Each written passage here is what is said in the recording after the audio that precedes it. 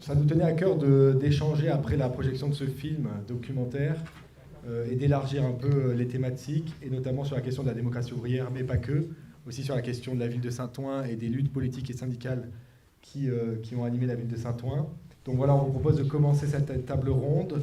Donc je remercie à toutes les intervenants d'être présentes. Je vais passer la parole à chaque fois pour qu'il y ait une présentation de chaque personne, et ensuite on lancera un peu les thématiques. Donc tout d'abord, Mélanie Mermoz du NPA. Merci d'être présente. Je te laisse te présenter. Ouais, Mélanie Mermoz, militante au NPA, l'anticapitaliste, et journaliste sociale spécialisée dans le travail. Moi, c'est Cyprien Dose, je suis à Réseau Salariat. C'est une association d'éducation populaire qui essaie de populariser la notion de dégel communiste, notamment autour du régime général de sécurité sociale qui a été obtenu en 1946 et de ses extensions, du coup, à partir du DGA pour les temps. On a besoin. Luc Fleurbet, j'étais au comité de grève en 79, donc c'est il y a 46 ans.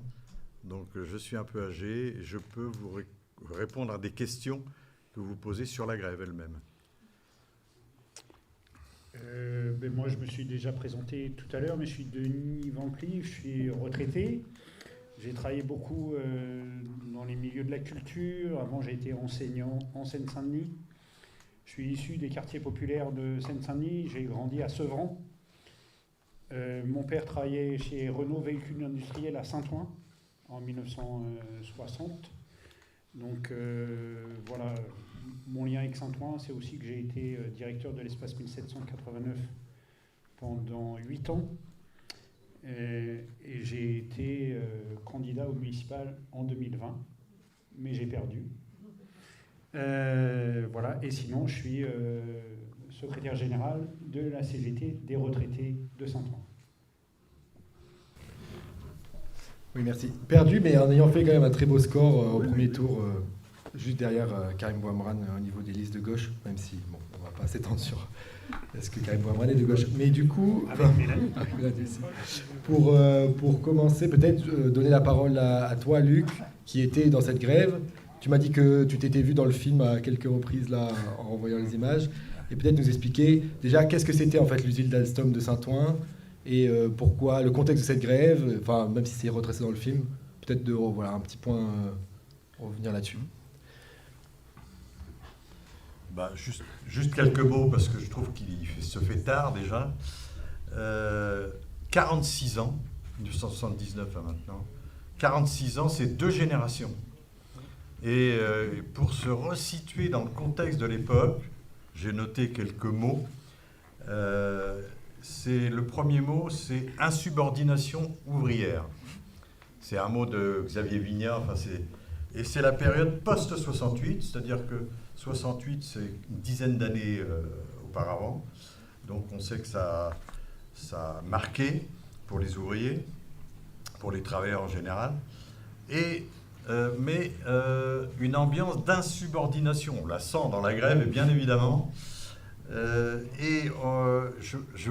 Moi, le mot que je préfère dans ce film, c'est ce que dit le vieux peintre, qui était le père du futur secrétaire de la CGT, qui dit « on a fait un coup d'État ». On a fait un coup d'État, c'est-à-dire qu'il y a une espèce de débat interne au film qui est « est-ce que c'est démocratique ou est-ce que c'est pas démocratique ? Est-ce que c'est scandaleux de faire un coup d'État comme ça ?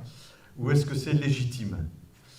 Et donc je trouve ça un débat très intéressant. L'occupation, il y a eu en 77, donc 2 ans auparavant, il y a eu, c'est évoqué, une grève qui a duré plusieurs semaines, mais qui était entièrement légale, qui était de défiler dans les ateliers, à tour de rôle, atelier par atelier, pendant 2 heures. Donc on perdait 2 heures sur 8, c'était vivable. Et l'atelier qui était en grève tournait dans toute l'usine, certains le matin, d'autres l'après-midi. Ça foutait une ambiance pas possible dans toute l'usine, mais ça n'aboutit à rien. D'où cette idée, ce qui est évoqué, il va falloir faire la prochaine fois autrement. Eh bien, la grève totale avec occupation. Et on s'aperçoit, même les ouvriers ne le savaient pas, l'occupation, c'est illégal. On est dans une propriété privée. On s'en aperçoit quand les flics interviennent et quand ça passe au tribunal. Autre remarque, c'est que la lutte porte essentiellement sur les salaires. Ce qui a été obtenu de plus important, c'est le 13e mois. Il y avait une prime qui a été en 2 ans augmentée et il y a eu le 13e mois. Donc, ce n'est pas négligeable, mais c'est la dernière lutte sur les salaires. Ensuite, on passe à une autre époque où toutes les luttes, ce seront contre les licenciements. Est-ce que je peux... Pardon, oui. Juste, tu dis que c'est une lutte pour les salaires, et en même temps, moi, ce qui m'a frappé, c'est que c'est pas qu'une lutte sur les salaires, c'est quand même que c'est aussi une lutte sur le temps, parce qu'en fait, c'est... les 35 heures. Les 35 heures, la 5e semaine de congé, il y a le 13e mois qui est pour salaire, mais quand même, cette notion de réduction du temps de travail et de congés supplémentaires en plus, c'est aussi pas rien. Ça vient tout de suite derrière, je suis d'accord. Mais c'est par rapport à la perte de salaire qu'a pu, je pense à ça en tête, parce qu'à la perte de salaire que ça a été pendant 6 semaines sans être payé. Autre remarque, c'est la question du comité de grève. Et le comité de grève, c'est pas évident, parce qu'il y a des syndicats, donc a priori, ils sont là pour ça, ils sont là pour organiser, diriger, etc. Et c'est une idée qui vient un peu justement des 68 arts, de 68, de dire qu'il faut faire participer les travailleurs. Et donc c'est comme ça que moi-même j'ai été élu par mon atelier au comité de grève. Et ce qui est remarquable aussi dans ce comité de grève, c'est que c'est moitié élus syndicaux, moitié élus des ateliers, des services, parce qu'il y a aussi les bureaux.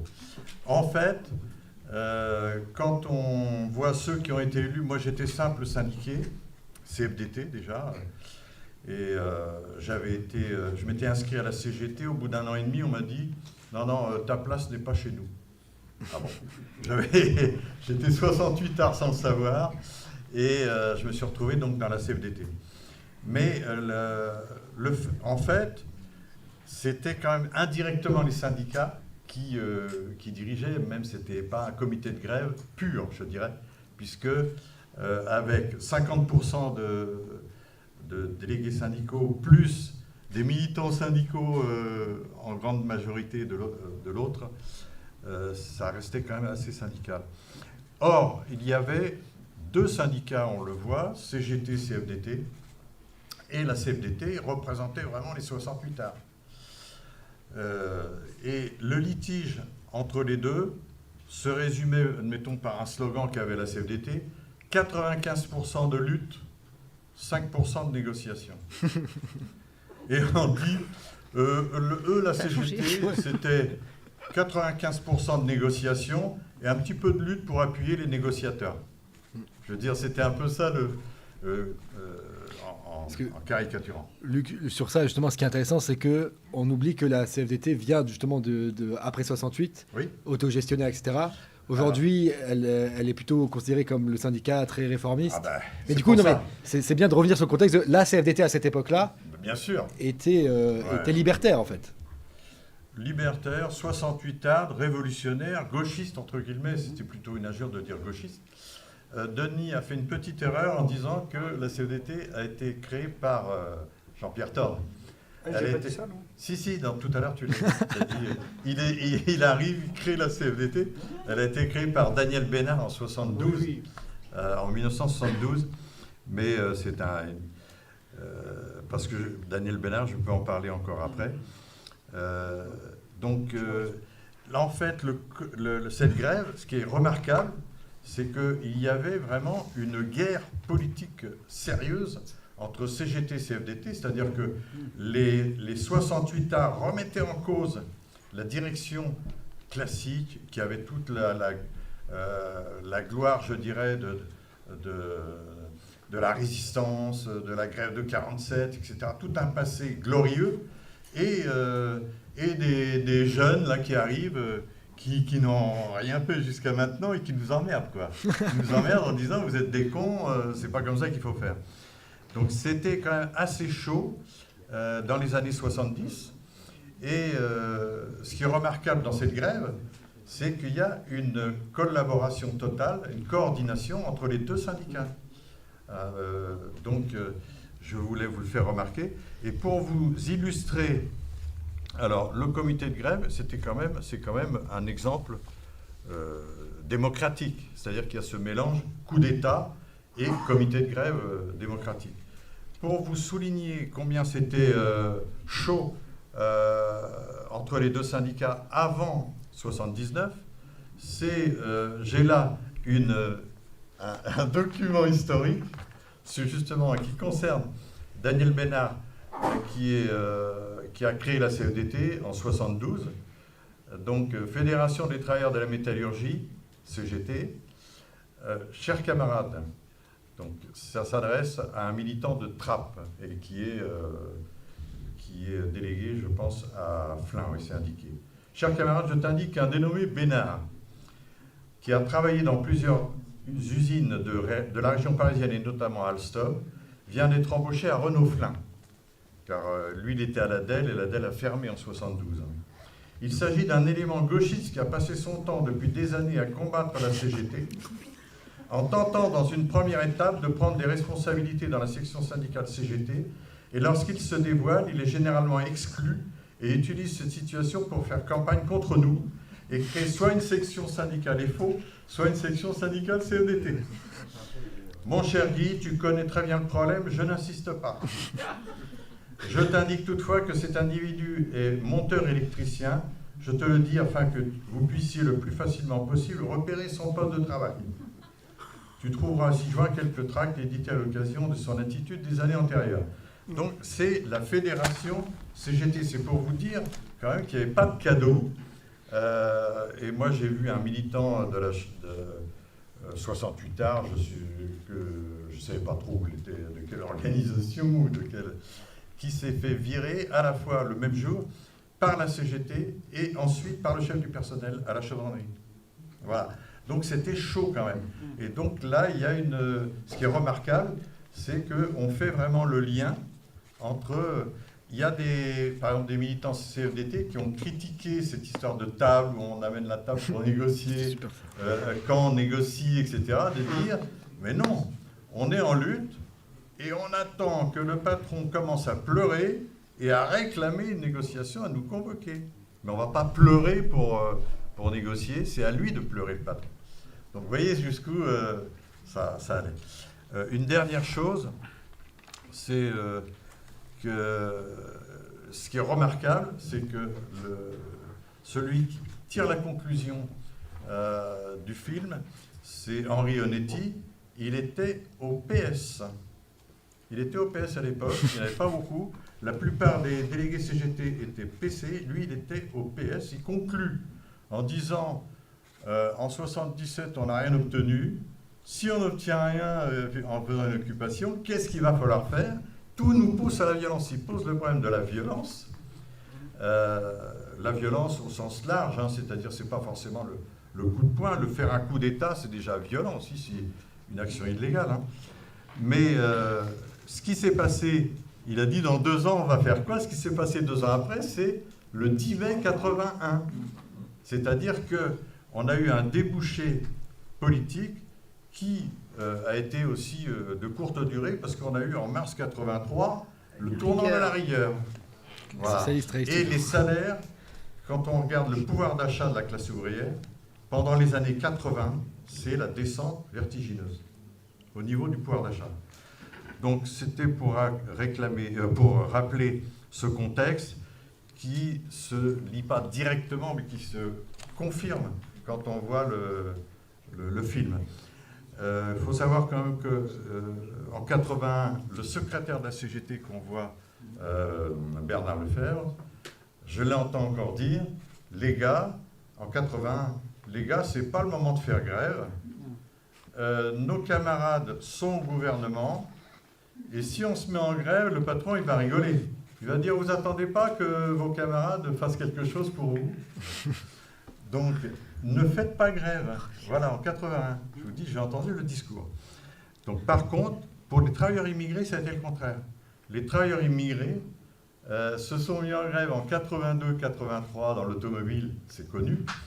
Et eux se sont dit, enfin, on a des droits. Enfin, on peut... D'ailleurs, ils ont récolté le droit de créer des associations. Donc, c'était un autre tempo pour les travailleurs immigrés. Un dernier mot, là, j'ai mis ça sous le histoire, un mot de géographie, c'est que dans le dernier film de Thorne, L'âcre parfum des immortels, il fait venir le dénommé Onetti, et il passe dans la rue des Bateliers, et il dit, Onetti, au jour d'aujourd'hui, enfin il y a quelques années avant de mourir, on a détruit la classe ouvrière, on a détruit l'industrie en France. Et c'est vrai que la production de l'usine, on l'a vu, le produit, c'était des gros transformateurs qui ressemblaient à des wagons. La production est partie au Brésil, en Inde, en Turquie et en Indonésie, c'est-à-dire dans des pays émergents. Et quand on regarde ce qui se passe, donc la classe ouvrière n'a pas disparu. La classe ouvrière, elle a été délocalisée et elle n'a jamais été aussi nombreuse au niveau mondial. Donc, actuellement, par exemple, ce qui s'est passé en Iran avec les grandes manifestations et les grands massacres de manifestants, les ouvriers du pétrole se sont mis en grève le 10 février dernier, après tous ces événements. Il faut quand même oser se mettre en grève après des événements comme ça. Donc la classe ouvrière, elle est aussi là-bas. Il y a en Iran 25% de population active ouvrière, en France 15%. Donc ça c'est à regarder. Quand on dit la classe ouvrière est écrasée, c'est parce que vous avez une vision purement nationale. Il y a aussi en France la modification de la classe ouvrière, elle est toujours là, mais il y a un gars qui a été licencié, donc l'usine a fermé en 2006, un gars qui a été licencié, il est resté 15 ans au chômage avec des petits boulots, et il a travaillé dans la logistique sur les docks. Il m'a dit, mais c'est dingue, je ne sais pas comment les jeunes ils tiennent le coup pour charger, décharger les camions, etc. Donc il y a en France 800 000 travailleurs dans la logistique, il n'y en a plus que 200 000 dans l'automobile. On ne regarde que l'automobile, parce que c'est du classique, on connaît, c'est syndiqué, etc. Et la logistique, 4 fois plus nombreux. Voilà. Justement, je voulais rebondir. J'ai terminé. Ouais, non, de toute façon, on échange, pas de souci. Justement, je voulais rebondir sur cette place importante qu'a la classe ouvrière dans la logistique et le fait qu'il y a aussi des grosses batailles qui se mènent aussi sur... notamment là, dans la semaine dernière, il y a eu un rassemblement à Clichy de militants solidaires qui subissent une répression syndicale importante chez Amazon. J'ai fait un reportage en même temps à Senlis, où là, pour le coup, c'était des militants CGT et CFDT. D'ailleurs, c'était marrant parce qu'ils travaillaient ensemble et on était sur un CFDT un peu revendicatif, plus revendicatif que d'habitude actuellement. Et ils subissent une répression syndicale et en même temps, on voit que dans les jeunes générations de salariés, il y a aussi une envie de s'organiser et un courage militant qui est très fort, parce que par exemple chez Amazon, qui est quand même une boîte qui est extrêmement répressive d'un point de vue syndical. En France, ils acceptent des syndicats. Le but du jeu, c'est tant qu'à faire qu'ils soient plutôt des syndicats jaunes, comme ça ils tolèrent. Quand on est un peu revendicatif, là, on prend cher. Et en même temps, tous les syndiqués portent, et c'est un truc qu'on ne retrouve pas ailleurs d'ailleurs, un cordon, leur badge, parce qu'ils ont toujours besoin de leur badge pour rentrer, pour circuler, etc. Et chacun a un badge aux couleurs de son syndicat. Donc ce qui est assez étonnant, parce qu'en fait on se dit, mais en fait c'est un peu se mettre une cible dans le dos. Et en même temps, c'est réellement une manière, quand même de marquer un peu de rapport de force et de marquer on est là, même si et sur la question de ces conditions de travail, c'est qu'effectivement moi j'ai été très marquée par un syndicaliste qui une fois à propos d'Amazon disait avoir été ému par une jeune femme qui avait moins de 30 ans, qui avait un bébé et qui était incapable de porter son bébé tellement, en fait, ses épaules étaient abîmées. Donc, effectivement, on est sur un prolétariat qui est, pour le coup, qui a basculé en partie en France, pas complètement d'ailleurs. Il ne faut pas oublier que l'industrie, elle existe toujours. Notamment l'industrie agroalimentaire qui est aussi où il y a aussi beaucoup de travailleurs et qui galèrent aussi à s'organiser, mais c'est aussi une classe ouvrière qui est tout à fait émiettée, avec des formes d'emploi qui, par rapport à l'époque où toi tu militais, entre-temps il y a eu de l'intérim, entre-temps on s'est mis à avoir de la sous-traitance dans les ateliers, qui fait le ménage ou qui c'est qui garde, c'est une boîte de sécurité, c'est une boîte de nettoyage. Donc ton collègue qui est à côté, c'est pas ton collègue de la même boîte, il peut être intérimaire. Il y a des formes d'emploi, les CDD, etc. Et puis il y a aussi l'autre volet qui est la question des emplois, de tout ce qu'on appelle les emplois ubérisés, qui sont pas des emplois, qui sont des travaux et qui sont en fait tout le capitalisme de plateforme où on a des travailleurs qui sont à la tâche et où là c'est particulièrement difficile de s'organiser et justement la question de la démocratie là, de reprendre la main sur le travail, c'est dans ces secteurs c'est très compliqué.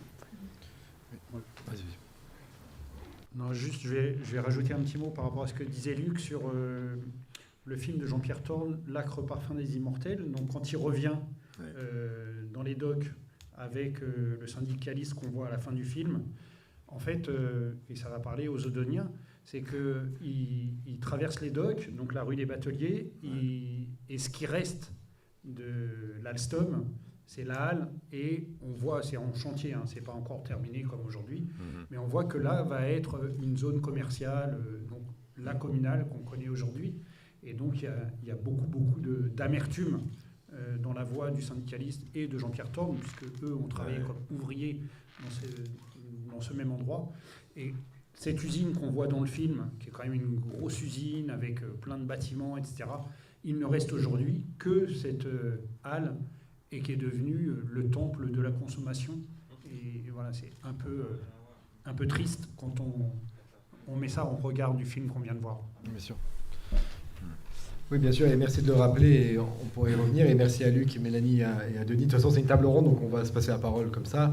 Moi, ce qui m'a intéressé là dans ce que tu as dit, Luc, aussi, c'est, contrairement à 36, où il y a des grèves joyeuses après la victoire du Front Populaire pour justement pousser les revendications, c'est-à-dire que, oui, il y a nos copains qui arrivent au pouvoir, qui sont au gouvernement, mais nous, en tant que classe laborieuse, on va pousser les revendications pour leur donner, en fait, aussi des marges de manœuvre, des accords de Grenelle, etc., à ce moment-là.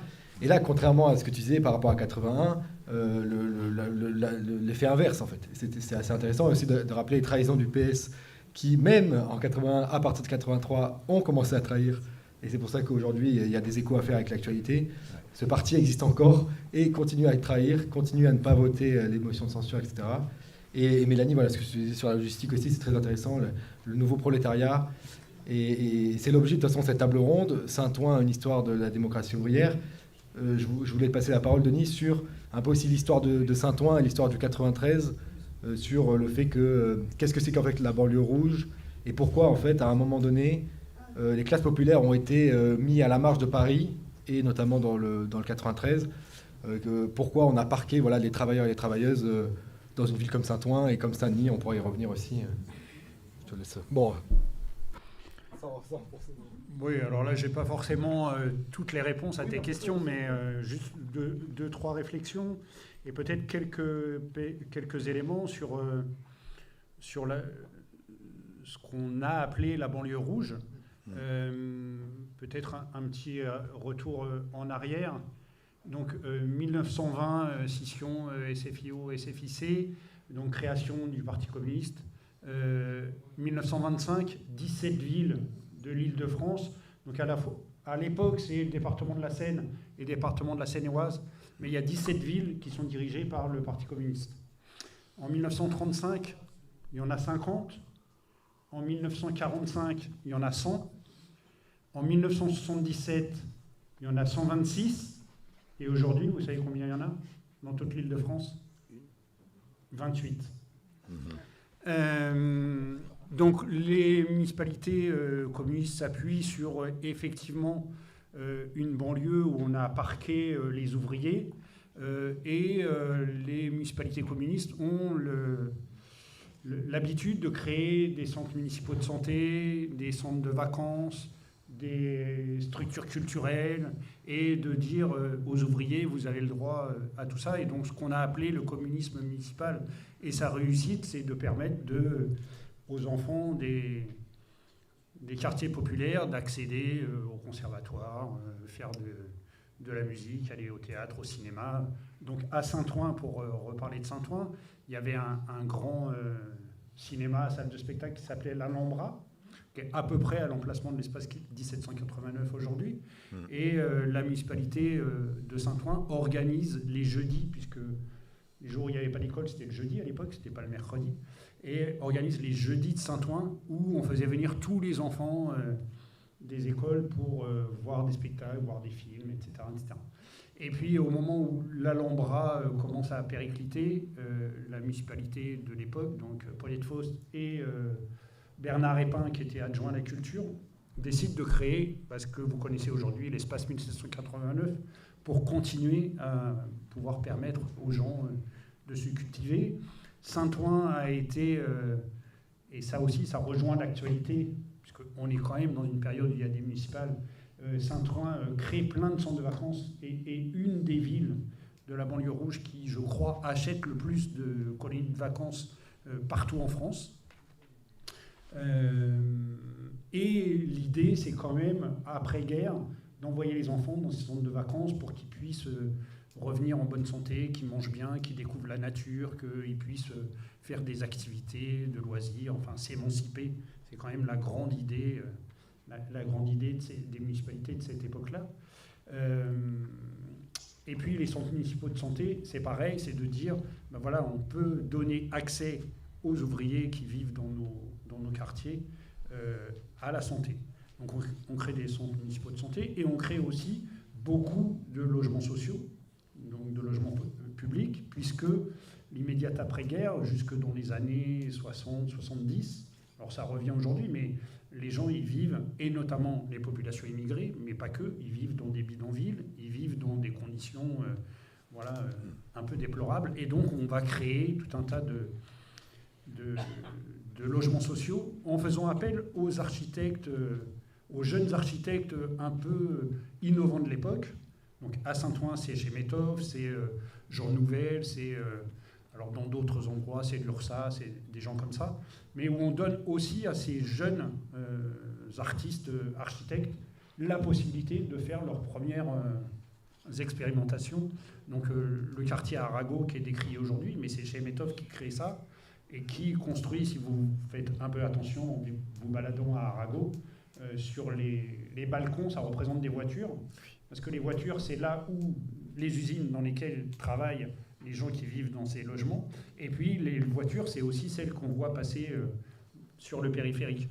Donc voilà, et puis la patinoire, on pense qu'on en veut, mais c'est une prouesse architecturale, et de dire, les enfants de la Seine-Saint-Denis, les enfants de Saint-Ouen, ils ont le droit de connaître les sports de glisse, et donc voilà pourquoi on va créer une patinoire. Voilà, donc tout ça est lié. Alors pourquoi la banlieue, la Seine-Saint-Denis et la banlieue nord-est, pourquoi on concentre les quartiers populaires ici? Alors moi j'ai une théorie, mais je ne sais pas, je ne suis pas ni historien ni géographe, mais c'est quand même que si vous remarquez dans toutes les villes en France et dans le monde, les banlieues pauvres sont quand même là où les vents portent les fumées des usines pour polluer, et que les travailleurs y vivent là, c'est pas très grave, et donc on va les entasser dans ces banlieues nord parce que c'est là que viennent les fumées en fait. Je ne sais pas si c'est très scientifique ce que je dis, mais c'est quand même une réalité qu'on peut voir dans beaucoup d'endroits dans le monde.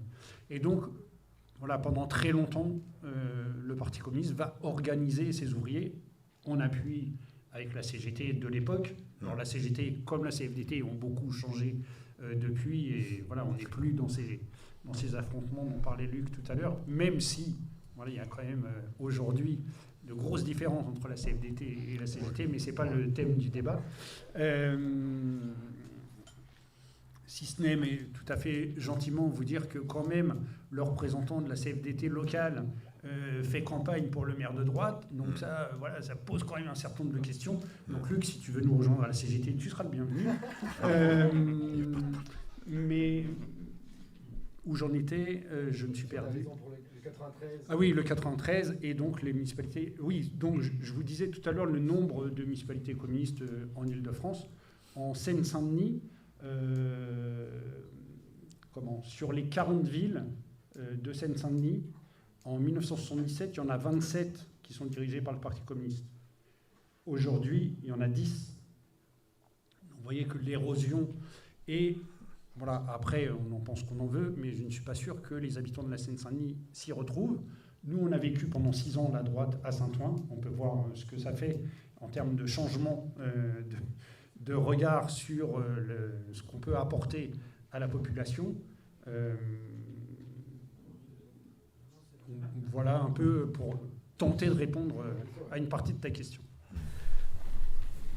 Oui, merci beaucoup. Et pour compléter aussi, le fait que maintenant, les municipalités ne sont plus communistes, et elles sont passées aussi, pour une certaine partie d'entre elles, non seulement à droite. En 2014, il y a une vague de droite, mais il y a aussi une vague PS, et le cas de Saint-Denis avec Mathieu Hanotin, est emblématique. Et le département, voilà. Et en fait, comment le PS a récupéré les lambeaux des villes PCF, et qu'a fait le PS, en fait. Qu'a fait le PS en récupérant ces mairies?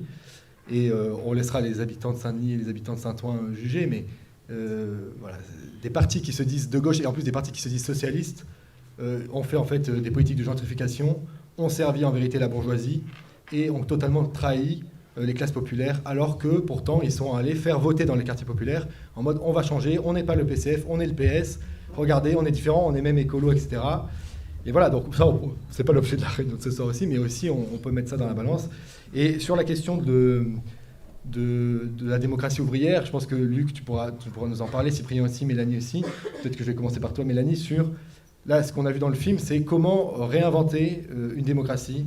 Donc, c'est-à-dire des comités de grève, faire voter les décisions, avoir des modes d'action ingénieux, c'est-à-dire aller avec la table de négociation jusqu'au patron, même si tu dis que ça avait fait débat à l'époque. Il y a d'autres modes d'action, déboulonner les pièces importantes, stratégiques. Il y a deux femmes à un moment donné qui discutent et qui disent on pourrait même faire sauter le transfo un jour, un transfo qui saute pour obtenir revendication. Et c'est ça aussi l'objet de la table ronde de ce soir sur la démocratie ouvrière, la démocratie syndicale et le local, en fait, le municipalisme à une échelle locale. Quand on a face à un capitalisme globalisé, mondialisé depuis les années 90, comment on peut recréer des solidarités. Et en fait, voilà, partir du local, ça peut être le début. Donc, Mélanie, je te laisse la parole là-dessus. En fait, moi, je voulais surtout revenir sur des choses autour de la grève qu'on voit, et notamment de toute l'expérience démocratique qu'on voit dans la grève. Tu parlais du comité de grève, de ce 50-50 entre militants, syndicaux, mandatés syndicaux et puis membres élus du comité de grève qui n'avaient pas de mandat forcément. Et puis, pour certains qui n'étaient pas syndiqués, il y a cette petite séquence qui est très drôle des 3 tartampions, qui, je ne sais plus la suite, qui n'ont jamais rien fait. Et ça, c'est très drôle, ce moment.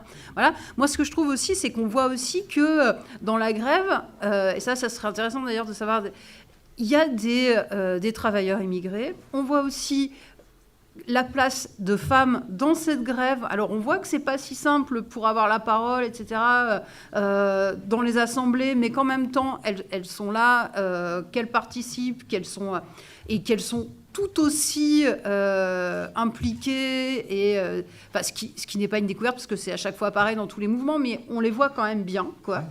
Et voilà. Et donc ça, c'est quand même cette question de comment, de façon politique, comment on donne la parole réellement aux travailleurs pendant la grève, et comment en fait c'est pas un petit groupe qui, parce qu'il il est déjà organisé depuis longtemps, en fait, prend les décisions, comment en fait on associe réellement et comment on crée la démocratie dans la grève. Ça, c'est vraiment un enjeu qu'on va avoir dans plein de mouvements. Un mouvement qui marche, c'est justement un mouvement où il y a cette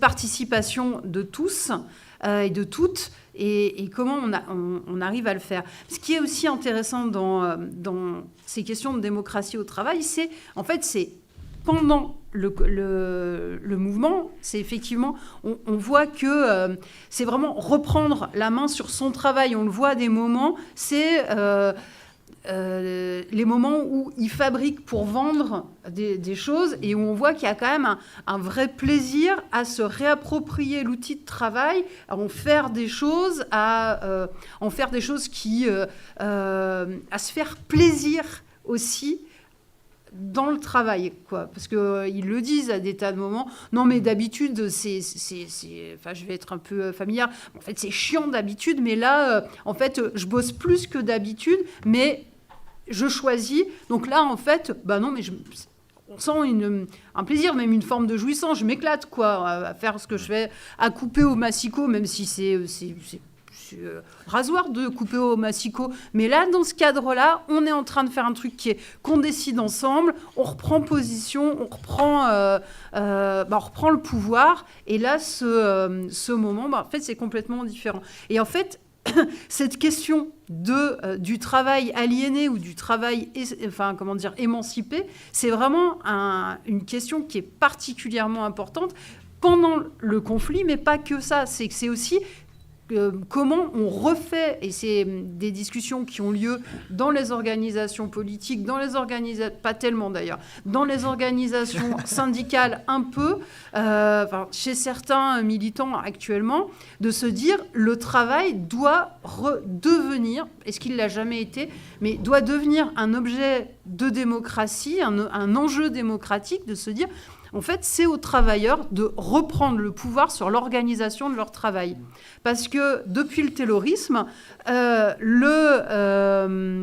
les patrons, ils ont scindé le travail, ils l'ont coupé en petits bouts, et en fait, ils ont dépossédé les travailleurs de leur savoir-faire. Alors, ils en ont encore. De toute façon, on ne peut jamais déposséder un travailleur de son savoir-faire. Même, on va prescrire le travail tout autant qu'on veut, de toute façon, ça sera jamais bon. Il y aura toujours... il va falloir trouver des façons de faire. Et en fait, le prescrit n'est jamais le réel, en fait. Mais le problème, c'est que on va sans arrêt mettre le travail en process, et on va l'avoir quand on est à la chaîne, mais on va l'avoir aussi quand on est en logistique, on en parlait, mais on l'a aussi quand on est dans un travail de bureau, en fait. Les process, le reporting, etc., c'est quelque chose qui a gagné toutes les professions. Il n'y a plus une profession qui y échappe.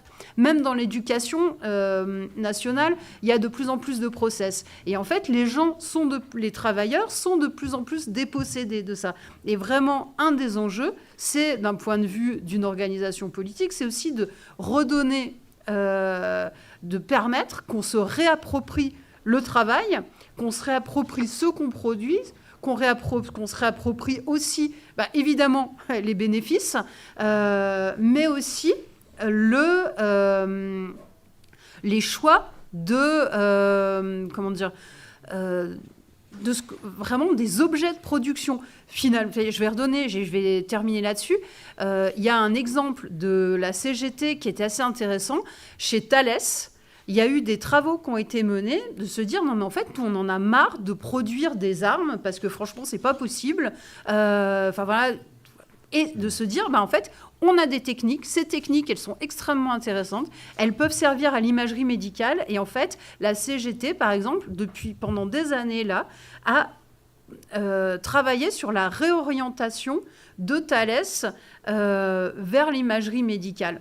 Voilà. Alors actuellement, c'est un peu du plomb dans l'aile parce que dans un contexte de montée vers la guerre, voilà. Donc, est-ce que je passe là oui, et justement sur introduire, c'est pas rien. Si vous voulez finir peut-être par quelque chose.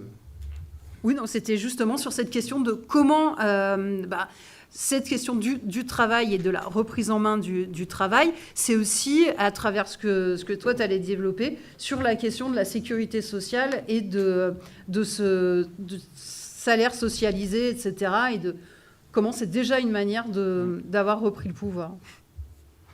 Oui, du coup, en fait, le travail en tant que tel, c'est vraiment un truc vraiment énorme qui est pas tant pensé que ça, mais quand on le remet un peu, quand on le met dans la discussion et qu'on y réfléchit, c'est assez évident que au travail, enfin dans nos emplois, quand on taffe, on est on est très peu décisionnaire. C'est-à-dire que c'est une très vieille histoire, hein. Jaurès, il disait que le capitalisme c'était le despotisme de fabrique et que le citoyen en 1789 il était devenu roi dans la cité mais esclave dans l'entreprise ou un truc comme ça. Voilà, vous chercherez. Mais du coup, c'est fou à quel point, déjà dans notre démocratie, moi quand j'ai commencé à militer, je me suis posé les questions de la démocratie, de faire une constituante, de me dire oui, comment on refait démocratie mieux, à quelle échelle, sur quel sujet. Mais c'était que en tant qu'un citoyen un peu abstrait, alors que dans mon taf, je me posais jamais ces questions-là dans mon taf, j'obéis à tout ce qu'on me dit et il n'y a pas de souci avec ça. C'était complètement décorrélé d'à côté de mon militantisme où pourtant j'essayais à tout prix de tendre vers une démocratie directe, absolue et avoir un maximum de pouvoir. Alors que dans ce que je faisais concrètement tous les jours, ce qui m'animait, tandis que le militantisme, c'était plus des idées et de l'abstrait, dans le concret, en fait, je demandais jamais cette démocratie et ce pouvoir sur mon travail. Et ce qui est intéressant, c'est que quelque part, ça existe en France aujourd'hui. Donc c'est ce que je disais sur l'expression déjà là. C'est dans le sens où il y a un déjà là communiste, où il y a des formes de démocratie ouvrière qui existent en France. Bon, bien sûr, qui sont beaucoup dégradées depuis le temps, mais qui ont duré suffisamment longtemps pour que ce soit pas, on va dire, anecdotique du tout, quoi. C'est-à-dire que le budget de la Sécu, là, chaque année, ils en pondent de pire en pire au Parlement. Mais en fait, avant, le budget de la Sécu, c'était géré par des élections indépendantes de nos élections démocratiques classiques, municipales, législatives, présidentielles. Il y avait des élections dédiées à la question de la gestion des caisses. Et les caisses étaient gérées en grande majorité, les gens qui étaient élus, c'était des élections qui avaient lieu dans les entreprises. Puis je crois après, enfin ça a beaucoup changé, c'est une sacrée histoire. Donc il y avait des élections dans les entreprises et les gens qui en ressortaient, c'est eux qui allaient dans des caisses locales, régionales ou nationales, ensuite pour décider à différentes échelles de différents projets liés à la santé, mais pas que. Il y avait aussi les retraites, la sécurité sociale telle qu'elle a été créée à la sortie de la guerre. Et donc ces élections, il y avait beaucoup de syndicats, c'est vrai, qui étaient élus, mais pour autant c'était une démocratie un peu comme dans le film là, où en fait n'importe quel salarié pouvait se présenter. Il se trouve que les syndicats étaient bien plus organisés et écrasaient les élections à chaque fois. Et du coup, à la sortie de la guerre, c'était principalement la CGT pour plein de raisons historiques, qui était très puissante. La résistance notamment. Très active dans la résistance notamment. Mais par exemple, la CGT, voilà, elle n'est pas hégémonique, elle est largement majoritaire. Je crois que sur toutes les élections à la sortie de la guerre en 1947, elle fait 69%.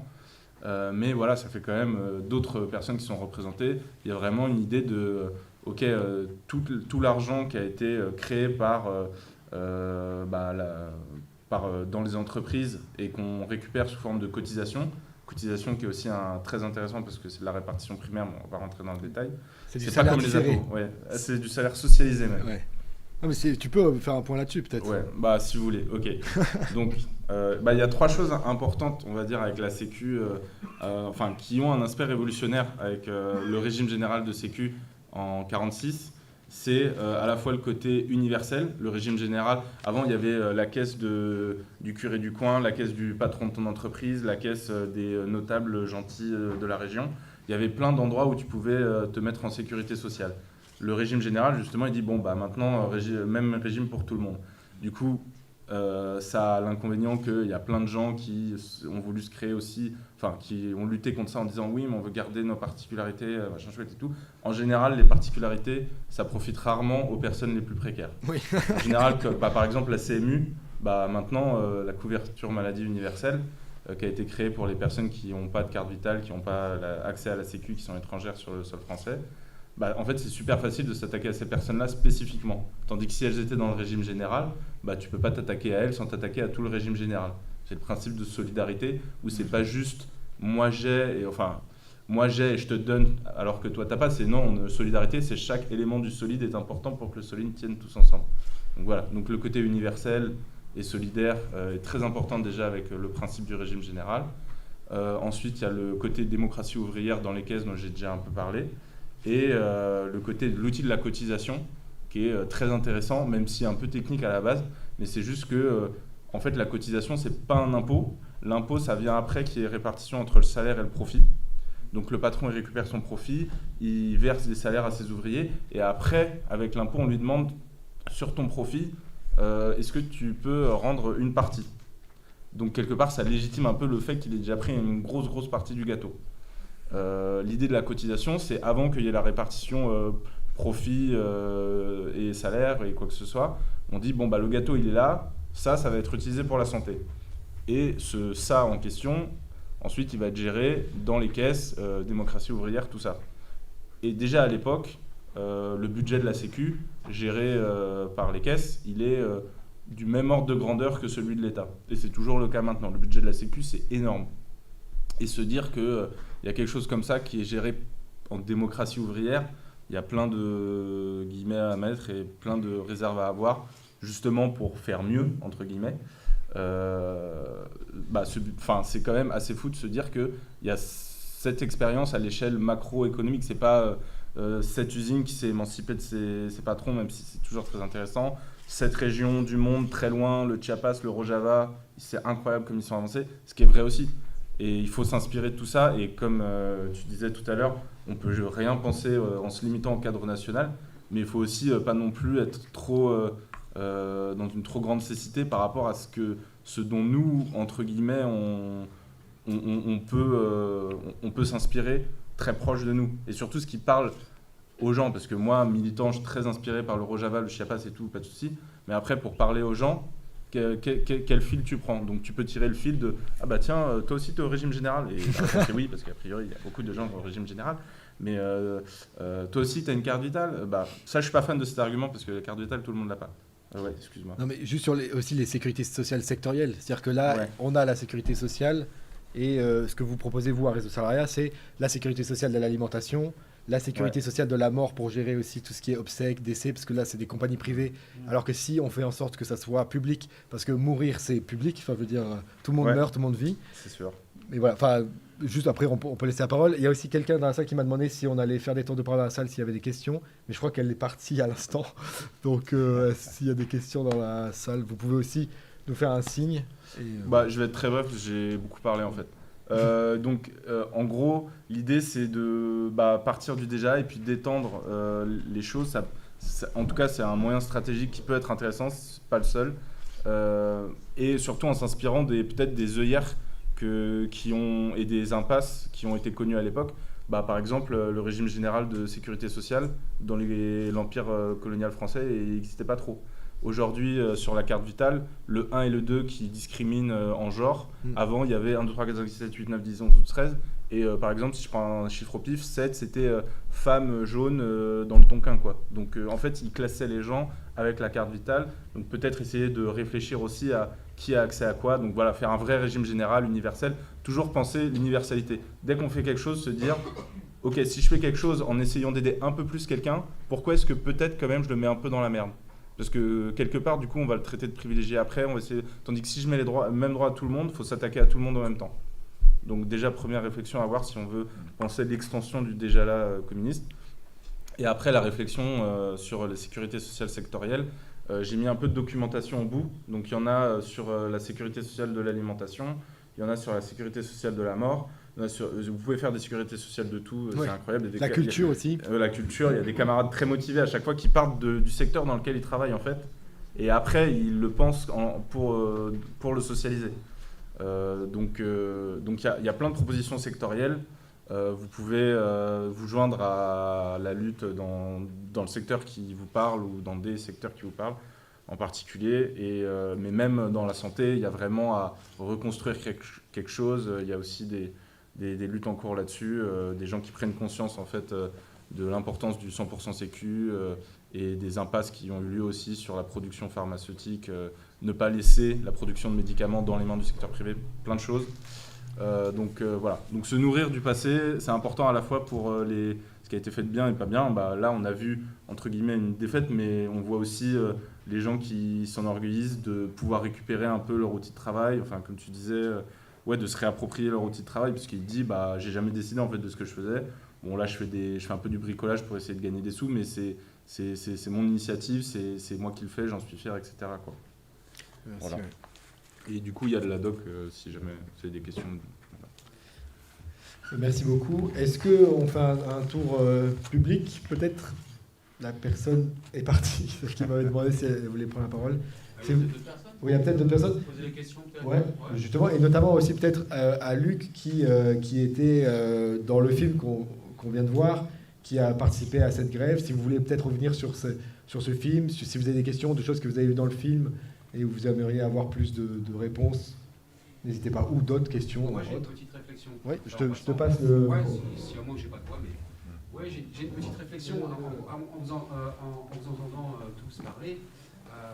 Sur la Sécu, j'ai un petit truc que moi j'ai vécu, on pourra en reparler, mais sur cette expérience des grèves, d'abord je trouve ça fantastique qu'il y ait eu ce film qui a été fait en entreprise et qu'on ait un retour d'histoire bref, je veux dire, chacun l'a vu, on peut rigoler de la manière dont les gens sont habillés, mais c'était la réalité de l'époque, la manière dont ils parlaient, on a tout, on est dedans, quoi. Et c'est pas un film tourné, c'est en direct, quoi. Et ça c'est formidable. Maintenant, c'est plus une peut-être réflexion, moi, sur... on a parlé de travail à un moment donné. Ça s'est passé il y a 50 ans, à peu près, un peu moins de 50 ans. Et il y a beaucoup de choses qui ont changé. D'abord, pour les plus anciens, quand on parle de travail, à l'époque, la valeur travail, parce qu'on parle des gens font les choses, mais il faut se rappeler qu'à l'époque, la valeur travail, c'est une valeur fondamentale. Vous n'existez que parce que vous êtes en travail. Au moins de ceux qui disent le droit à la paresse, etc., la plupart des gens, à l'époque, le travail, ça a une valeur qui n'est plus actuelle. La valeur du travail à l'heure actuelle, c'est le fric. Il n'y a pas la valeur du travail, à l'époque, c'était pas ça. À l'époque, le travail, les gens étaient fiers d'avoir un travail, fiers d'avoir un métier, fiers d'exister par ça. Moi, c'est ce que j'ai ressenti de l'histoire, parce que j'ai parlé avec les anciens quand j'étais petit, et j'ai vécu, moi, cette période. J'avais 11 ans. Donc, j'ai à peu près, j'ai pas vécu ça, mais j'ai vécu les gens autour de moi, et puis j'ai commencé à travailler à 14 ans. Donc, j'ai quand même du vécu là-dessus. Et moi, je peux vous dire que la fierté de travailler, chez les anciens, le travail, c'était important. On avait une activité et on était fiers de ça. Et d'ailleurs, ils le montrent. Ils le montrent, les gens sont fiers de travailler. Mais ça, c'est un truc qui a beaucoup changé la société actuelle. À l'heure actuelle, t'es balayé, terminé, c'est le fric. C'est déjà le cas avant. C'est la société qui fait ça, c'est pas les gens qui ils se sont inclus dedans, c'est pas les gens qui ont envie de fric. La société a amené, le capital a gagné. Il a dit, écoutez, c'est comme ça. Et en fait, tout le monde attend un bon du loto et puis on vit avec des miettes. Mais sur cette histoire-là, il n'y a pas que ça qui a changé. Les luttes, c'est des luttes... le monde, il y a 50 ans, c'était un monde sidérurgique, d'entreprise, d'industrie. Ça représentait beaucoup. Ça représentait beaucoup. À l'heure actuelle, ça ne représente pas tant que ça. Et moi, là, je pense que les vraies luttes, ce n'est pas des luttes dans les entreprises. Bien sûr qu'elles existent. Bien sûr qu'elles doivent exister. C'est peut-être pas des luttes avec les syndicats pour ce qu'il en reste. Pourquoi pas? Je pense qu'il y a des luttes communales à mener. Ici, maintenant, tout de suite, sur les communes à mener pour aider toutes les populations qui sont en demande. Et c'est pas que sur c'est tout un ensemble. Parce que c'est la société qui veut ça. Les gens se battent contre des bailleurs, les gens se battent contre des employeurs. Et quelle aide ils ont? Est-ce qu'une mairie, elle peut apporter des aides aux droits? Est-ce qu'elle peut faire... Oui, moi je me bats, je défends des salariés devant les prud'hommes. C'est un enfer. Un enfer. C'est actuel, maintenant. C'est pas... Et quand vous appelez au secours, quand vous demandez les syndicats, ça dort. Ben ouais, mais monsieur, vous faites pas partie d'une grosse entreprise. Ah, mais t'as pas la carte. Vous voyez ce que je veux dire? Je suis désolé de parler fort et de prendre la conversation, mais je voulais intervenir pour dire ça, que le monde, il a changé. Et je pense qu'il y a des luttes à mener. Il faut qu'on les mène ensemble. Et elles peuvent se mener ici. Et j'espère que Manon pourra participer à ça. que les gens pourront aussi comprendre que ça peut se faire à partir d'ici et qu'il ne faudra pas exclure, c'est tout le monde, c'est pas que la logistique. Ici, c'est plein d'employés partout qui vont à 5h du matin se lever, partir, ils ont des petits boulots, eux, il n'y a pas de syndicat. C'est les syndicats maison quand il y en a. D'accord? La plupart, c'est les petites boîtes. Allez chercher les syndicats Lidl, allez chercher, il n'y a rien, zéro. Ils ne feront jamais grève. Il n'y a pas de grève, ça n'existe plus. Il y a un truc nouveau, parce que j'en parlais avec un ancien qui a vécu. J'ai parlé avec un ancien qui a vécu. Et il m'a dit, il avait un peu une perte d'espoir par rapport à la jeunesse. Mais moi, je lui dis à la jeunesse, aujourd'hui, il y a un truc que moi, j'ai jamais vu, jeune. C'est des jeunes dire à des patrons, va bien te faire foutre. Directement, maintenant. Moi, j'en ai vu, hein. C'était plein de travail. Plein de travail. Quand tu quittais Alstom, tu pouvais travailler ailleurs. À l'heure actuelle, c'est le chômage. Et il y en a qui se permettent, à l'heure actuelle, et beaucoup de jeunes le font, tu me parles pas comme ça. Et ils parlent fort et ils insultent les patrons. Ils insultent directement devant tout le monde les patrons. C'est une génération extrêmement forte. Et d'ailleurs, vous en avez parlé, mais c'est pas uniquement dans vous avez comment dire, vous avez des... On peut reprendre... Ouais, après je vais passer le truc. Et juste pour terminer, non, mais vas-y. te dire juste que c'est des... À l'heure actuelle, tu as une jeunesse qui est là, qui existe. Dans les universités, on parlait tout à l'heure vous parliez de Matra ou je ne sais plus de quelle boîte de fabricants d'armes, mais à l'heure actuelle, dans les agros, etc., vous avez des gens qui disent stop, on ne veut pas travailler pour ce capital-là. Donc c'est une existence, c'est une réalité. Il y a une action à l'heure actuelle, elle existe, il y a des gens qui refusent de travailler dans ce sens-là. Sur la Sécu, je vais apprendre quelque chose parce que moi je l'ai vécu. J'étais dans des comités qui me permettaient d'avoir de l'oreille. Juste sur la Sécu parce que ça peut apprendre... Mais on peut peut-être refaire sur la Sécu après. Juste pour ça, dire que j'ai vu un truc, moi. J'ai vu quelque chose dans les années 2000. Oui, à la limite, tu peux refaire la parole sur la Sécu après. Ouais, après, moi je te laisse. Moi, je pensais que j'avais 5 minutes, alors je les prends. Hein. Non, mais merci beaucoup. J'ai fait un bloc. Non, mais c'est très intéressant ce que tu dis aussi sur la syndicalisation dans les petites boîtes, et c'est un vrai problème. Et aussi, typiquement, les travailleurs Uber aussi qui ne peuvent pas se syndiquer parce qu'ils sont auto-entrepreneurs. Ça, on pourra en reparler aussi. Je ne sais pas bien faire ça, mais Mohamed, est-ce que je peux te laisser la parole parce que il me semble que tu travailles à Alstom et que tu es un salarié d'Alstom des temps modernes. Peut-être que tu peux nous faire un petit point là-dessus. Bonjour à tous.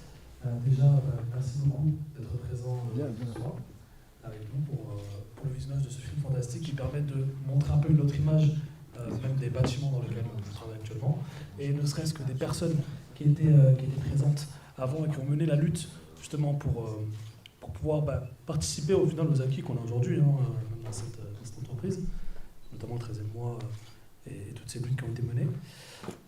Aujourd'hui, je dirais, si je devais faire un commentaire sur la situation actuelle, malheureusement, il n'y a plus tellement d'ouvriers au sens qui étaient présents en 79.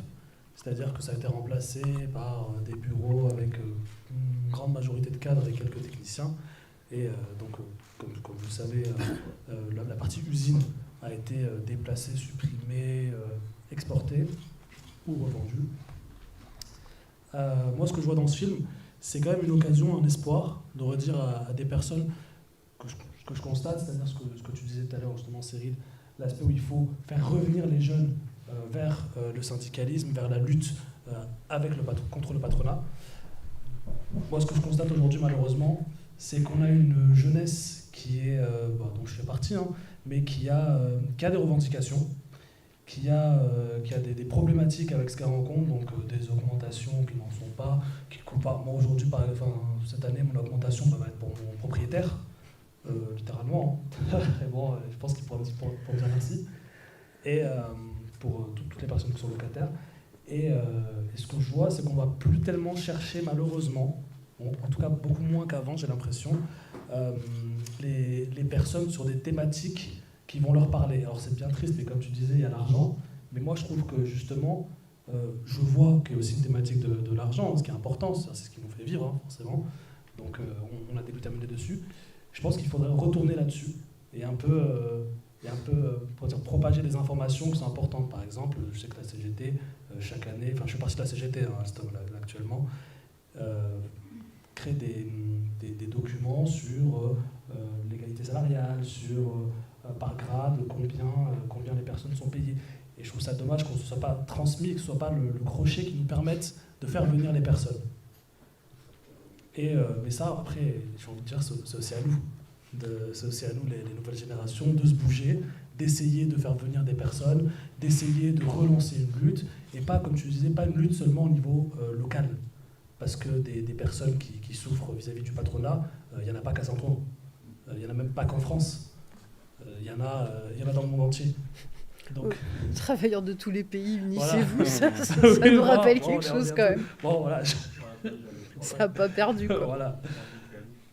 Donc, ce que je tiens à dire, en tout cas, c'est merci pour la lutte qui a été menée à cette époque-là. Merci pour, j'ai envie de dire, l'espoir que ça redonne, que ce genre de production, ce genre de film redonne.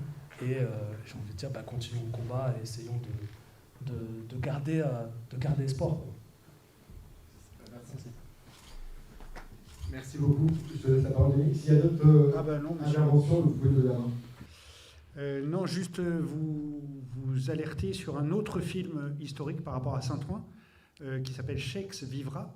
Donc Chex, c'était une entreprise d'imprimerie qui est devenue aujourd'hui tout en haut un sacré spot, mais en dessous c'est l'école des beaux-arts, c'est voilà, une pépinière d'entreprise.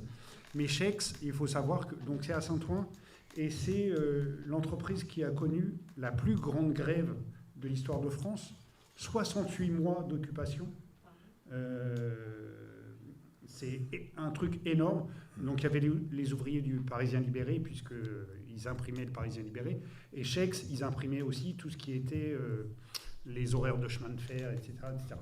Donc une grosse boîte, une grosse entreprise. Et voilà, ils déclenchent une grève dans les années 75, par là, à peu près en même temps que celle d'Alstom. Ouais. Et c'est une grève qui va durer 68 mois. Et aujourd'hui, c'est un truc complètement impensable. Bon, ils ne gagnent pas. L'entreprise est reprise. Je ne sais plus combien il y a de salariés au départ, mais il y a une vague de licenciements énorme. Et au final, le repreneur, il garde 47 salariés. Donc, je ne sais pas si on peut appeler ça une victoire. Mais en tout cas, ça reste une imprimerie. Et puis assez vite après, ça tombe. Mais c'est aussi un moment important de l'histoire ouvrière de notre ville. Et donc, il y a un autre film qu'on ne va pas passer ce soir, mais qui s'appelle Chex Vivra. Et ça vaut le coup, à l'occasion, que vous puissiez le regarder, parce que cette lutte, elle est vraiment, vraiment très, très importante. Je me trompe, ou il y avait un film aussi sur Bombert? Oui. Oui. La reprise. Oui, La reprise, ça s'appelle. Ouais. En fait, c'est l'histoire d'une jeune femme qui, au moment de la reprise, de rentrer dans l'usine, refuse de rentrer. Et donc, il y a quelqu'un qui a fait un film à partir de cette séquence où elle refuse d'entrer à l'intérieur de l'usine. Et une petite question technique, comment vous avez... est-ce qu'il y avait une caisse de grève? Comment vous avez compensé le fait qu'il n'y avait plus de salaire pendant votre grève? Ah oui. Ouais. C'est dur, hein, Et aussi par rapport à la fin de cette usine, donc tu as expliqué un peu tout à l'heure la délocalisation au Brésil, etc. Mais quelle a été la réaction des salariés contre la fermeture, etc. Peut-être il y a eu quand même une lutte. Voilà, je ne sais pas si ça peut peut-être expliquer. Enfin, c'est une usine qui disparaît, donc... Oui. Merci pour cette question. Les deux questions. Ouais, la commission de solidarité, qu'on appelait, on l'a vu, il y a une séquence, on l'a vu fonctionner où les gens disent c'est la première fois que je fais ça, on te confie un carnet de chèques collectif avec beaucoup d'argent dessus. Il y a une erreur qui a été faite, il y a deux choses un peu contradictoires qui sont dites dans le film. C'est la municipalité ne fait rien, et en fait c'était Paulette Faust à l'époque, et on a eu, je ne l'ai pas vu, mais j'y crois, 50 000 francs au titre social pour les grévistes, pour qu'ils ne crèvent pas de faim. 50 000 francs de la mairie. Donc, tout ça est géré au mieux, comme c'est dit, parce que je me souviens qu'il y avait des cas où vraiment c'était dramatique pour certaines familles. Et donc, le comité de grève, la commission de solidarité du comité de grève, rentrait dans les cas particuliers et avec une confiance collective, quoi. Je veux dire, c'est vrai que, par exemple, j'ai soutenu la grève de PSA Aulnay, où c'était aussi important il y avait carrément 1 mois de salaire qui pouvait être payé aux ouvriers en cours de grève, etc. Et mon atelier, moi-même, s'est mis en grève en 83. J'étais grippé, j'étais 8 jours arrêté, les gars sont mis en grève en mon absence. Je dis, c'est pas vrai, ils ont fait exprès de se mettre en grève dans mon dos. Et il y a eu pas mal de fric qui a été accumulé, parce que l'atelier se mettait comme en 77, 2 heures le matin, aujourd'hui, 2 heures l'après-midi demain, de façon à foutre le bordel sans trop perdre d'argent. Et dans les municipalités de la région, parce ça va jusque dans l'Oise, hein, vous êtes en grève depuis quand? Ah ben depuis 1 mois et demi, depuis 2 mois, et donc comme ils perdaient le salaire entier. Et donc il y a pas mal de fric, et c'est géré par un seul mec. Tout le monde s'est dit, mais comment il fait? On ne pensait pas qu'un ouvrier pouvait gérer comme ça, mais tout le monde avait confiance en lui. Donc c'est vrai que c'est un critère d'autonomie de la gestion de la solidarité. Sinon, c'était des collectes organisées. C'était quoi l'autre question? Comment s'est passée la fin de... Alors, juste une chose parce qu'évidemment, j'ai vu passer 5 ou 6 plans de licenciement. Moi-même, j'étais dans l'avant-dernier. Hein, j'ai été licencié à 56 ans, j'ai eu de la chance. Mais un seul fait remarquable, c'est que des gens, des chefs, des contremaîtres, des chefs d'atelier, des techniciens supérieurs, etc., je veux dire, ils se sont ralliés à la grève parce qu'ils perdaient aussi leur emploi. Il n'y a que vraiment des directeurs ou des gens très qualifiés qui étaient sûrs d'être recasés dans le groupe, etc. Sinon, un événement comme ça, fermeture d'usine, ça élargit énormément les rangs des lutteurs. Ça, c'est clair. Non, juste sur la question de la solidarité, par rapport à ce que tu dis sur les paiements des jours de grève, il y a les caisses de grève, il y a la solidarité des syndicats, que ce soit la CFDT ou la CGT, qui ont aussi des caisses de grève pour venir en appui. Et puis, ce que je disais tout à l'heure, quand il y avait beaucoup de municipalités communistes, parce que tu cites la ville de Saint-Ouen, oui. Mais quand il y avait des grosses mobilisations, les municipalités communistes votaient des... je ne sais pas comment on appelait ça à l'époque, mais des financements. Moi, je me souviens de 95, la grève des cheminots, la ville dans laquelle je travaillais, qui était la direction communiste, avait voté un financement pour venir en aide aux cheminots qui étaient restés en grève pendant je ne sais plus combien de semaines. Mais du coup, il y avait aussi cette tradition de venir en aide des mouvements sociaux. Oui, là-dessus, je connais quelqu'un dans la salle qui a travaillé sur Alstom. Je vais lui passer la parole parce que c'est aussi la question de la souveraineté industrielle française. Que produisait Alstom au niveau des turbines nucléaires, etc. Et quand ça a été vendu et bradé aux Américains, peut-être on peut revenir là-dessus. Puis passer la parole, par exemple. Merci beaucoup. Oui, je me posais aussi la question. Donc là, en fait, c'est déjà le film est absolument génial. C'est vraiment beau d'avoir un vrai film-reportage, long-métrage où on suit au cœur du système comment on lutte, comment on garde ses droits, comment on se tient droit et comment ces gens gardent une grande dignité dans ce combat. Et je me demandais du coup, comment a vécu justement ces mouvements à la période d'Alstom après en fait, à ce qui s'est passé, ce qui est devenu Alstom presque après les années 2000, après les ingérences étrangères, parce que Alstom en fait, a vécu avec un monde qui grandit, surtout numériquement, et comment il a vécu ces transformations, d'abord à l'international, où on voyait d'abord avoir un libéralisme mondialisé, où on pensait que ça aurait peut-être des bénéfices, et puis en fait on s'est très vite rendu compte que les Américains ont pillé morceau par morceau. Est-ce que tu peux revenir sur là-dessus? Oui, c'est que pour le coup, Alstom c'est vraiment un exemple parfait, où on s'est fait démanteler, Alstom s'est fait arracher morceau par morceau avec non seulement des armes économiques, mais aussi des ingérences politiques. Où je pense à Frédéric Pierucci, qui était un cadre de Alstom Énergie, qui s'est fait arrêter des soupçons de corruption sur un marché ou dans une chaîne de mail pour un soupçon de corruption en Indonésie, il me semble, et lui s'est fait arrêter, il est allé en prison 2 ans dans une prison de haute sécurité d'Oyat, à cause de ça. Et en fait, c'était un levier, ça a été adopté aux US, dans une prison, oui, de haute sécurité aux US, en dehors de son pays, où il a fallu, du jour au lendemain, qu'il comprenne ce qui lui arrive. Plusieurs cadres ont été menacés. Et en fait, c'était juste que les Américains utilisaient ça comme moyen pour faire acheter à General Electric Alstom. Parce qu'on avait des brevets. On avait des brevets, on avait de la science, c'était une entreprise puissante.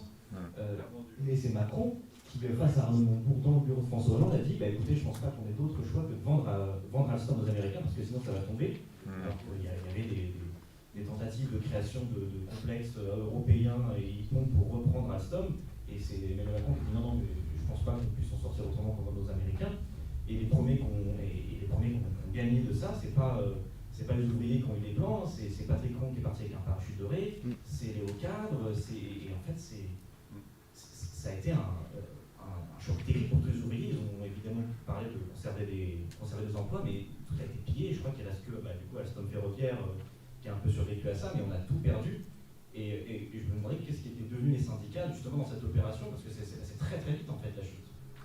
La chute, la reprise, les menaces, les annonces de vente, tout ça, ça arrivait à une vitesse. Et comment se sont organisés les mouvements de lutte à l'intérieur, ça fait un peu écho à ça, on n'a plus tous les mêmes armes qu'à l'époque.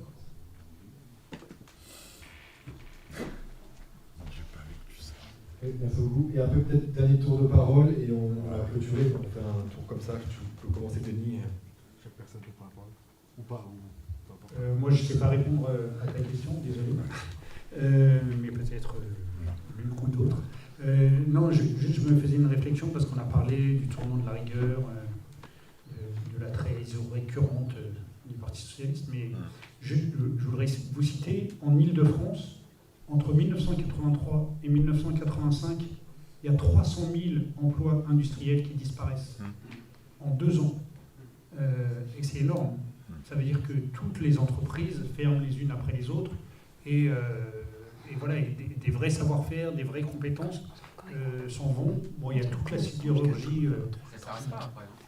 Oui, et qui part, et on brade vraiment la métallurgie, la sidérurgie, enfin, etc., etc. Et tout ça part à l'étranger. Moi, j'ai quand même en tête cette réflexion de se dire que il y en a certains dans le capitalisme mondial qui avaient imaginé que la France pourrait devenir une terre de tourisme parce qu'on a des beaux paysages, parce que voilà, on a un climat tempéré, etc., etc. Et que l'industrie, on pouvait peut-être l'envoyer plus vers l'Est. Et je crois que c'est quelque chose qui a été mis en œuvre réellement et que aujourd'hui, voilà, on produit et on nous ramène des produits manufacturés qui font des milliers de kilomètres pour pouvoir être utilisés ici en France. Et il y a une véritable aberration. Donc je pense que voilà, il faudrait réussir à remettre tout ça pour la souveraineté industrielle dans le bon ordre, et y compris en commençant par le local. Et donc là, il y aurait peut-être un certain nombre de réflexions à faire. Et une dernière remarque qui va rebondir sur ce que disait Mélanie un peu au début, là, sur la question du travail. Là aussi, on a mis en place des systèmes qui font que c'est les managers voilà, qui ont pris le pouvoir sur le travail. Et il y a un exemple que je connais un peu bien maintenant pour avoir beaucoup milité contre le projet de grand hôpital à Saint-Ouen, qui est l'organisation de l'hôpital. Et pendant le Covid, bizarrement, ce sont les soignants qui ont repris la main et non plus les chefs de service, les gestionnaires, les managers, etc. C'est les soignants qui ont repris la main et qui ont sauvé énormément de gens. Et heureusement qu'ils ont réussi et ils ont un vrai savoir-faire, une vraie compétence, et ils ont fait la démonstration. Malheureusement, heureusement que le Covid n'a pas duré longtemps, mais malheureusement, cette expérience de reprise en main par les soignants de la gestion de l'hôpital n'a pas duré, et c'est bien dommage, parce que c'était la preuve que ça peut marcher sans tous ces découpages de compétences, de gens qui veulent produire des chiffres et des tableaux Excel plutôt que soigner les gens. Bien sûr. Voilà. Merci beaucoup. Bah. Pour conclure, Luc. Non, mais je veux dire, tu dis ce que tu veux. Mais... Non, par rapport à la question, du rachat par General Electric, etc., je veux dire, du point de vue ouvrier, on s'en fout. On s'en fout qu'on soit General Electric ou Alstom. Si le patron est plus généreux, on s'en fout. Par contre, la mondialisation, c'est un autre problème. C'est-à-dire que moi, j'ai vécu les transformateurs, aux 2/3, l'usine de Saint-Ouen, de transformateurs, travaillait pour l'EDF et pour les centrales nucléaires. Quand toutes les centrales ont été construites, c'était aux 2/3, le carnet de commandes. Dans les années 80, il y a eu un basculement en quelques années où c'était tout à l'exportation. Il n'y a plus de nucléaire, c'est fini, tout est construit. Et moi, quand on me donnait du boulot, c'était tu travailles sur le Venezuela, tu travailles sur l'Arabie Saoudite, tu vas travailler sur l'Afrique du Sud, etc. C'est-à-dire que la majorité des produits partaient à l'étranger. Et ensuite, ça a été carrément la fermeture de l'usine et la production qui a été délocalisée. Donc là, on est, en tant que simple travailleur, on est hyper concerné parce que j'ai vu un chaudronnier qui était outré. On lui avait proposé, chaudronnier P3, de faire du soin à la personne. Il a dit « Ah non, je ne vais pas torcher le cul des vieilles. » Voilà, non mais, c'est-à-dire que quand il n'y a plus d'industrie en France, il y a encore quand même quelques secteurs, et l'armement est le vent en poupe actuellement, mais ça, il faut... C'est un gros problème qu'on ne peut pas... c'est un phénomène mondial où on a remplacé les colonies par des pays capitalistes sous-traitants. Vas-y, Cyprien, on fait un tour comme ça. Oui. Merci. Déjà, merci d'avoir organisé l'événement. C'était vraiment, je pense, très intéressant d'un point de vue local et d'un point de vue général.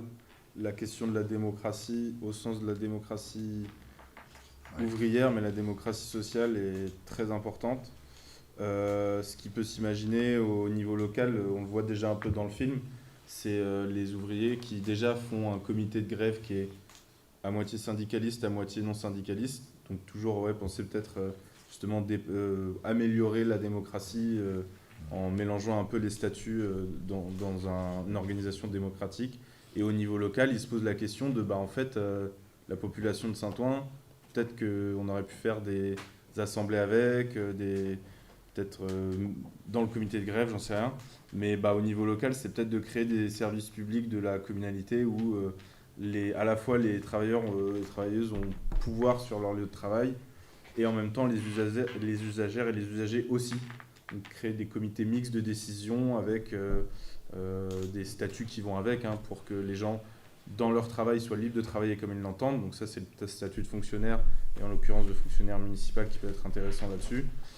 Mais aussi d'avoir une décision qui ne relève pas que des personnes qui travaillent sur place, même si c'est très important qu'il y ait la démocratie ouvrière, mais la démocratie sociale, ça doit être une augmentation de la démocratie ouvrière, parce qu'en plus, ouvrière aujourd'hui, qu'est-ce que ça pourrait vouloir dire, puisqu'il y a plus de 15% de la population qui est comme ça. Donc voilà, peut-être des choses à réfléchir comme ça au niveau local. Vous pouvez implémenter des expérimentations locales de sécurité sociale, de l'alimentation, du logement et tout. Comme je dis, il y a de la doc là-bas et il y a de l'existant. Notamment, il y a des cantines de foyers de travailleurs migrants qui se font détruire en ce moment à Saint-Denis, juste à côté, le foyer Siqueiros. Donc si vous voulez jeter un œil sur ce que c'est l'auto-organisation des classes populaires qui prend en main son alimentation, c'est des cuisines pour plusieurs centaines de repas par jour. Donc comparé à nos cantines solidaires militantes qui font max une dizaine de repas par jour en moyenne, il faut remettre en perspective. Il y a des choses dans les classes populaires qui existent et c'est à nous les militants d'essayer de les augmenter, notamment via la municipalité. Je peux rajouter un truc pour te laisser la parole en dernier à Mélanie, mais non, juste sur la démocratie locale, c'est toi qui m'y fais penser. Juste une anecdote, mais donc je vous ai dit, j'ai dirigé l'espace 1789 pendant 8 ans. Moi, je suis arrivé, l'espace 1789, il y avait un conseil d'administration. Les 3/4, c'était des élus, pour moitié du PS, pour moitié du PC, parce que c'était réparti comme ça, et le président, il était PS. Et au sport, c'était le président il était PC, mais voilà, grosso modo c'était moitié-moitié. Et puis il y avait quelques citoyens, mais qui étaient proches de l'un ou de l'autre. Voilà. Et moi je suis arrivé, j'ai dit on ne va pas faire comme ça, on va faire un projet. Et puis sur la base du projet, les gens ils vont se proposer des habitants, des vrais habitants. Et on a mis en place un système d'élection qui dure toujours, ça existe encore aujourd'hui. Et c'est des habitants de Saint-Ouen qui sont membres du conseil d'administration. Moi j'ai viré tous les élus, qu'ils soient du PC ou du PS, et de dire que c'est des vrais citoyens qui se sont engagés sur la base du projet culturel de l'espace 1589. Et je crois, pour en avoir parlé avec Arthur, que cette idée de démocratie réelle par les habitants eux-mêmes, c'est quelque chose qu'il faut développer absolument au niveau local, mais c'est encore loin d'être gagné. Par les habitants, habitantes et les travailleuses. Oui. Bien sûr. Les chômeurs aussi. Oui. Ouais, je voulais... Travailleuses, c'est pas les employés. Ouais, Travailleuses, c'est tout le monde. Ouais. Je voulais rebondir sur ce que tu disais, Cyprien, sur ces questions de aussi partir de ce que font les gens, et notamment tu parlais les classes populaires en termes d'habitude d'auto-organisation. Parfois en tant que militant on peut avoir tendance à penser, avoir une espèce de pensée en surplomb, et en fait il faut vraiment partir de ce qui existe déjà, et c'est effectivement important. Et pour terminer sur la question du travail et démocratie, en fait mettre en place, redonner de la démocratie dans le travail, c'est aussi lutter contre l'extrême droite. Et là, ça paraît tiré par les cheveux, mais pas du tout. Parce qu'en fait, il y a des études qui montrent qu'en fait, si les personnes qui sont particulièrement précaires, etc., ont tendance à plutôt être abstentionnistes, en fait, les personnes à qui on ne demande jamais leur avis dans le travail sont particulièrement représentées dans les gens qui votent à l'extrême droite, en fait. Et il y a vraiment un lien entre absence d'écoute et de participation réelle, et d'être associé à ce qu'on fait dans le travail, à son organisation, et le fait de voter à l'extrême droite. Donc je pense qu'en fait c'est quand même un enjeu... Peut-être pas que dans le travail. Merci beaucoup. Merci pour cette table ronde. Merci d'avoir accepté de prendre la parole. Moi, je voudrais juste conclure là-dessus aussi. Voilà, c'est que Saint-Ouen, c'est une ville ouvrière, comme on l'a très bien vu dans ce documentaire et comme ça a été expliqué. Cette ville ouvrière, avec tout ce qui s'est passé, la désindustrialisation, le capitalisme mondialisé, s'est transformée, s'est grandement gentrifiée avec des classes bourgeoises parisiennes qui viennent s'installer. C'est quand même aberrant qu'on ait des immeubles néo-haussmanniens. Le baron Haussmann, c'est quelqu'un qui a... architecturalement parlant, transformer Paris pour pas qu'il y ait de grève, pour pas qu'il y ait d'insurrection, pour pas qu'on puisse mettre des pavés au travers. Il a fait des grands boulevards. Et maintenant, ça devient un style d'architecture moderne, le néo-haussmannien. Ça donne le quartier des Docks, ça donne la Communale, qui était une ancienne usine, et maintenant on l'a transformée, comme tu l'as expliqué aussi tout à l'heure, Denis. Voilà quel est l'héritage de cette ville ouvrière. Qu'est-ce qu'on veut faire de cette ancienne ville ouvrière? Et c'est important de se poser ces questions à la veille des municipales, mais pas que. Comme tu l'as très bien rappelé aussi, là, Mélanie, ce qui se passe l'année prochaine avec 2027, on a quand même une extrême droite qui est à 30-40% dès le premier tour, une extrême droite qui a été fondée par des pétainistes, rappelons-le. Et nous, c'est important, notre camp, c'est pour ça que là, je suis très content de rassembler autour de cette table de différentes organisations politiques, de différents syndicats. On se parle, on dialogue et on essaie de construire ensemble un front commun, parce que les ennemis qu'on a en face sont vraiment terribles. Merci beaucoup. Merci.